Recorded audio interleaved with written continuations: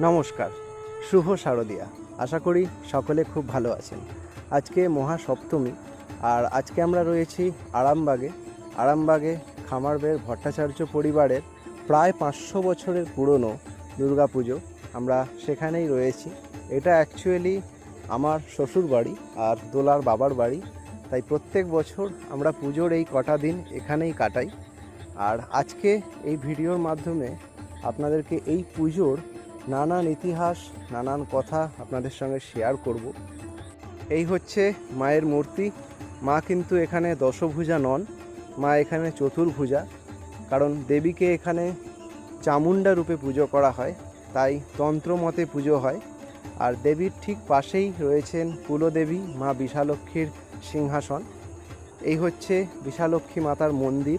সারা বছর এই মন্দিরেই উনি পূজিত হন, কিন্তু পুজোর কটা দিন দুর্গা দালানে দুর্গা মায়ের সঙ্গেই পুজো করা হয় কুলদেবী মা বিশালক্ষীকে। এই পুজো শুরু হয় প্রতিপদ থেকে একদম দশমী পর্যন্ত চলে মায়ের আরাধনা। আর প্রত্যেক দিন সন্ধেবেলা আরতির শেষে এই নাট মন্দিরে, এই আটচালাতে রামায়ণ গানের আসর বসে, এবং সেটাও কিন্তু একদম প্রতিপদ থেকে দশমী পর্যন্ত নিয়ম করে চলে। এই পুজোটা যেহেতু তন্ত্রমতে হয়, তাই এখানে এখনও ছাগ বলির প্রথা রয়েছে। সপ্তমী, অষ্টমী সন্ধিক্ষণ এবং নবমীতে এখানে ছাগ বলি দেওয়া হয়। আর অষ্টমী সন্ধিক্ষণে যে ছাগ বলি দেওয়া হয় তারও বিশেষ রীতি রয়েছে।